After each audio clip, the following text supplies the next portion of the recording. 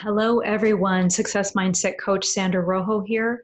And this video is actually piggybacking on a Facebook post that I uploaded the other day. And thank you for all of you who made a comment.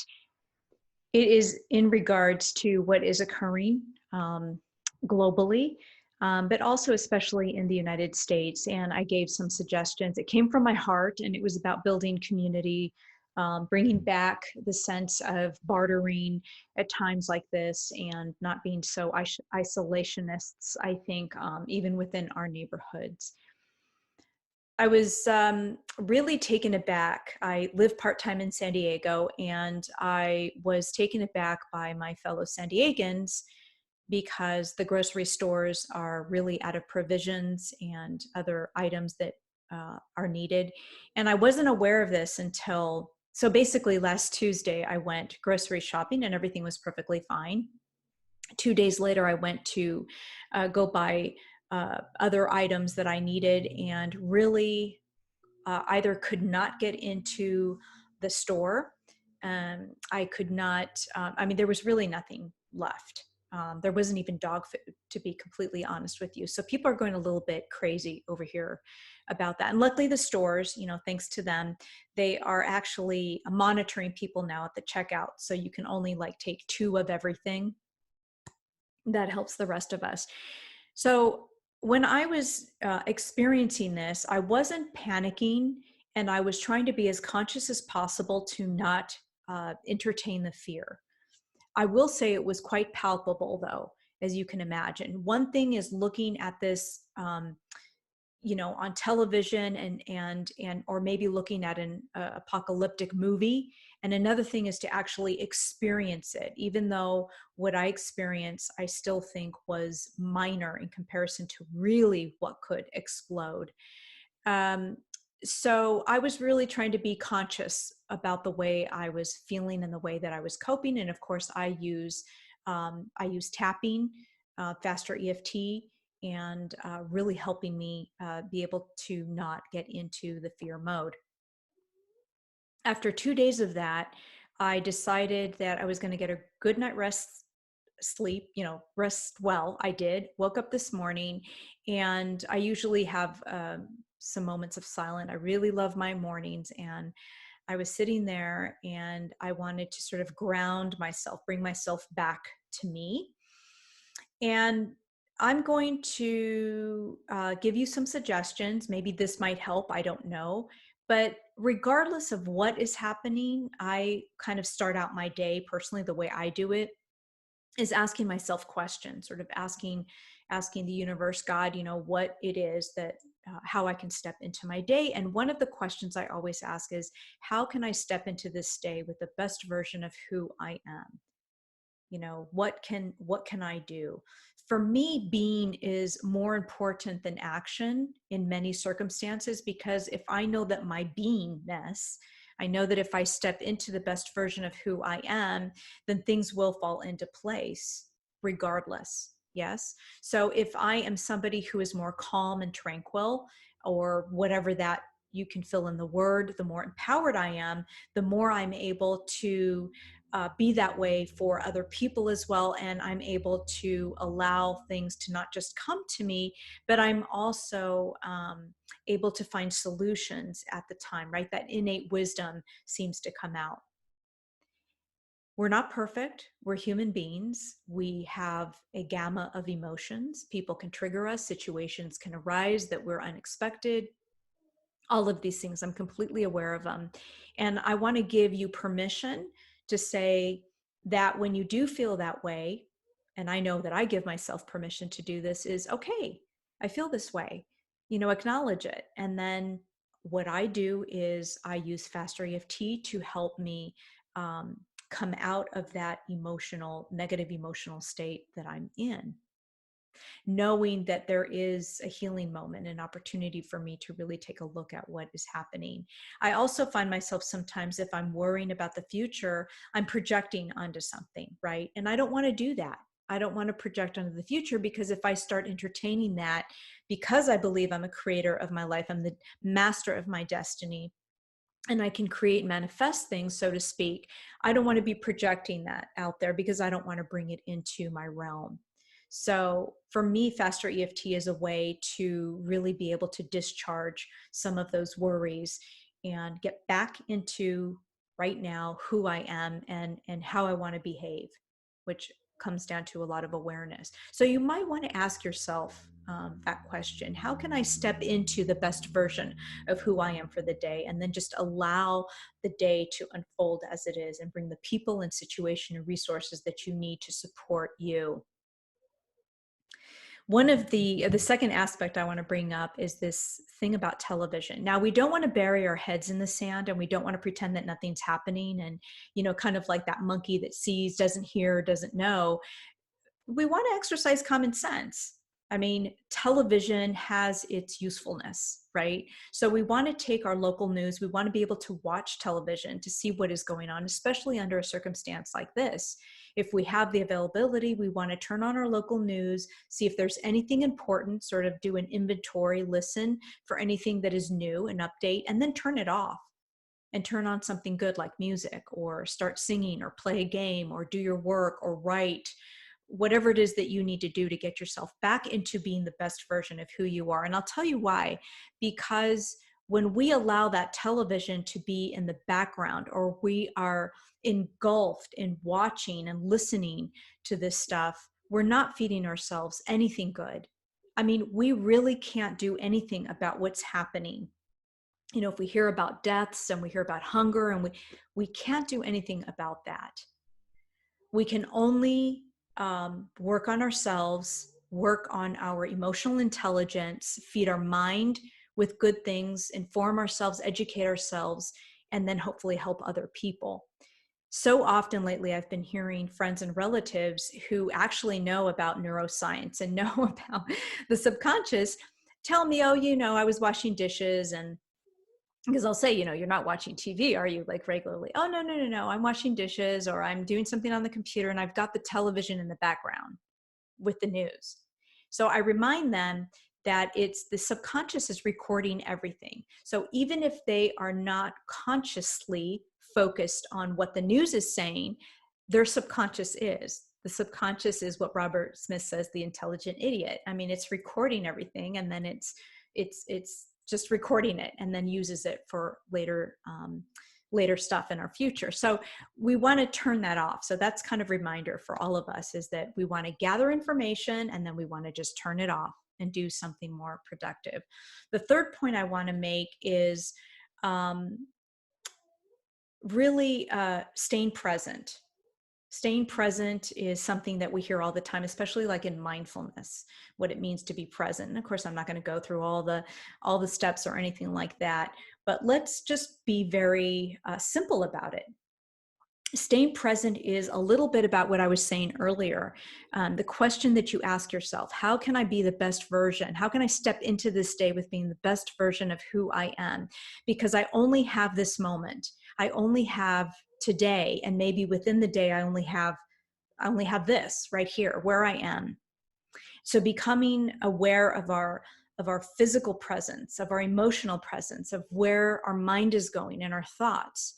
If we have something negative, we have a healthy coping mechanism or modality that we use, perhaps, that can help us discharge that, and then we can focus on something different. One day at a time is a wonderful attitude to take, because it also implies that we're living in the most precious time. We know that if we take one day at a time, it doesn't mean that we don't want to plan for the future in some form or shape. I mean, we know that we have bills to pay, which is in the future. We know that there are some things that are consistent that we have to do in the future in order to ensure our path. Okay, that's all fine, right? So when somebody says, well, I'm not a planner and I don't do this, I don't know what that means. And I don't subscribe to that. I think that there are some things that we definitely, because after all, we have goals and dreams, right? And we want to be able to visualize what that looks like. Of course, if it feels good to us, if it's something that is going to be beneficial and productive for us and for the people around us. But getting back to the present moment, it's like, this is what we have. And stepping into that beingness, your essence, if you will, without sounding too esoteric. Um, Knowing what your talents and capabilities and gifts are in that moment. So one day at a time is very important. And whoever said, I don't know if it was Emerson or the poet who said something like, life is made up of all these moments. It really is. When we look back and when we look back on a memory, it was a moment. It was a moment in time. It was captured. That smile, that exchange of that wink in the eye of somebody else, or that word of encouragement, or whatever it was, that cup of warm coffee or something that you had. It's a moment, right? Are we enjoying the moment? Are we living in the moment? Or are we living in the past and in the future? And of course, when we're healing and things like that, we are taking a look at the past. And that's okay under those circumstances. But I think you get the gist of what I'm saying, living in the moment. I'm looking down because I wrote down some notes. So asking yourself these questions during the day so you can set up your day for success.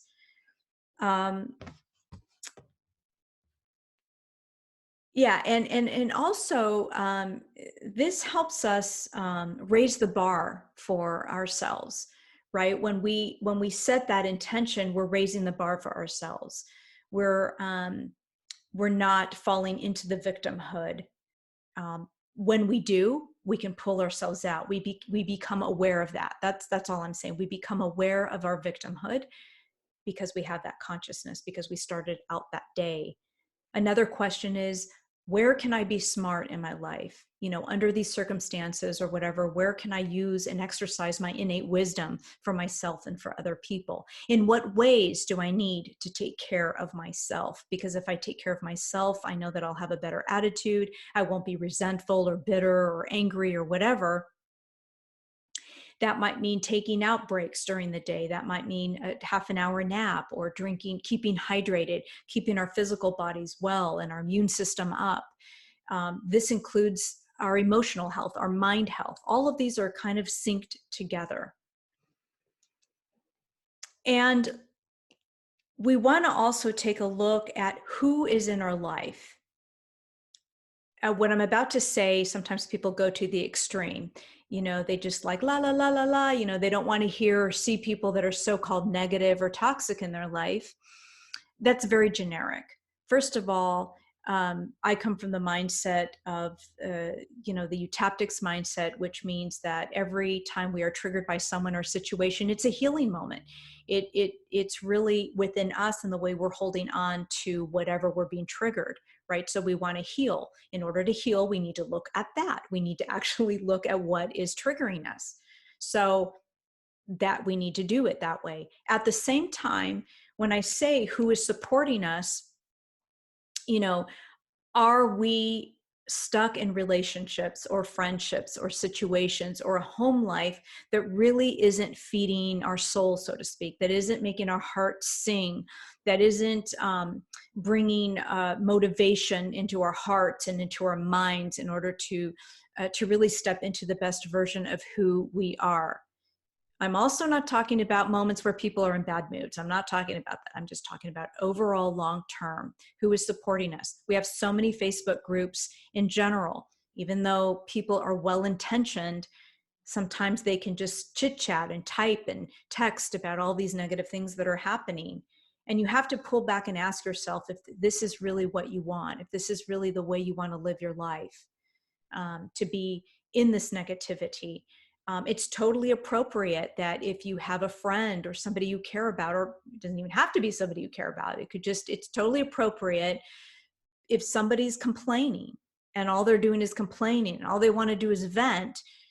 After a while you say, how can I support you? Is this something that we can move, that I can help you with to resolve? Because if you just want to lament and complain, I'm sorry, I'm just not available for that. I'm a solution provider, right? I'm a change agent. I want to be able to help. Now, it doesn't mean you're going to fix people. I don't come from the mentality of fixing. I don't believe in fixing things, fixing people, but I am a solution provider. I am a change agent, right? And so I have tools and gifts and capabilities that I can pass to you, so to speak, right? And so how can I help you do that? I can give you suggestions. I can point you to different, a certain direction or path or what have you. This is the kind of attitude that I think is very healthy to have with people. And when you're definitely in an intimate relationship or have very close friends, your intimate group of people, you can definitely say this as well. I have my loved ones that sort of remind me, hey, hun, tap on that fear, or, um, do something that's going to, somebody the other day had said, look at your grateful moments, right? So we remind each other of this. We want to be accountability partners for the people around us, because it's not that we're being dismissed. Of course, there's a certain way of doing that. We want to be heard and seen, but we also want, in order for us to be the best version of who we are, moment to moment, we need an accountability partner. We need somebody to pull us out of that negative trance. So that's what I mean by being supported. If you're in a situation where you feel like you want to be compassionate and allow people to complain and all this and not have that, because there are many people out there like that, then you need to ask yourself, is this really really good for you? Do you find yourself feeling drained, or you feel like you do have to fix them? Because if you do feel like you have to fix them and you have to find a solution for them right then and there, then you're not in your power. You've actually not only given them your power, you've enabled the other individual to be a victim. So it's really important to know the company you keep. It really is. And then the gratitude. Are you in the state of gratitude? So many people talk about this. We see it all over social media. It truly is important. I am so grateful at the fact that I have people around me who love me and who support me, even people that I never thought would be one of my greatest allies. They're there. And it's because I've stepped into the best version of myself. It's because I've prepared my path a couple years ago to really start showing up for myself, regardless of how other people see me or their projections. I'm being authentic and true to who I am. And that's what Utaptics has given me. And so people are just coming to me all the time, family members that I thought were not their friends, or people in the community that I'm involved with, helping each other, collaborating, doing teamwork. When we trigger each other, we tap together, right? These are like, it's priceless. This is like ideal for me. So even if we live in a chaotic world, and this is the reminder, even if we live in a chaotic world, to be able to finally say, wow, I've got a group of people, small it may be, because there's not hundreds of people, but people I can say, hey, this is what's come up. Let's tap on it. Let's heal ourselves, right? How beautiful is that? That's like huge, because sometimes within our family units, we're unable to do that. We're unable to solve because people might not want to do the work. But what a great opportunity. What a utopia to have people that you can be so transparent with, to say, I feel hurt about this, or I feel angry.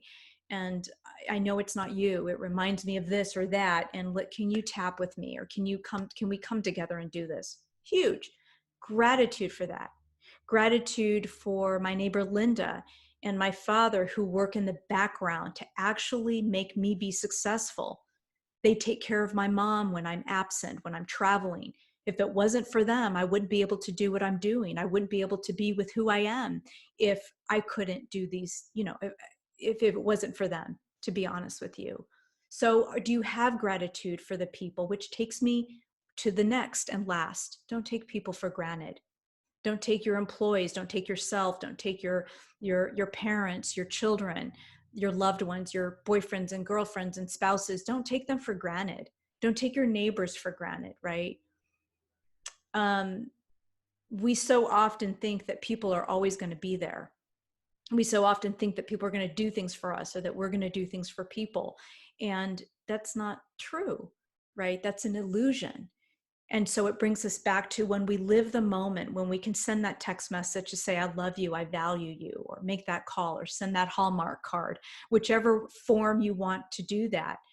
to be able to reach out and just say, I'm really thinking about you. I'm so grateful that you're in my life, that you're a support system, that you love me when I'm not in a good mood, when I'm confused, when I'm in my trance. Yeah. This is again living in the present moment and being grateful for all the support and love. So as you can just see in this video, we have a gamma of things that we can bring into our life moment to moment, day by day, under all of these crises, and really show up and shine as we are. I show up and shine differently than you do. And it's great because we need all kinds of people, all their talents, all their gifts show up in a different way. If not, we would never get anything accomplished. So I hope this video has been helpful to some of you. I know that it's just a reminder. Some of these are just redundant. They're the same things, but maybe said a little bit differently, or maybe with just know that I'm saying it from my heart. And I welcome any dialogue and any comments below. And in the meantime, I'm wishing you all well, good health. Just remember, we need you to be the best version of who you are. Continue healing. And if you're a tapper, continue tapping. And looking forward to connecting again. Take care and love yourself. That's the most important thing. Bye.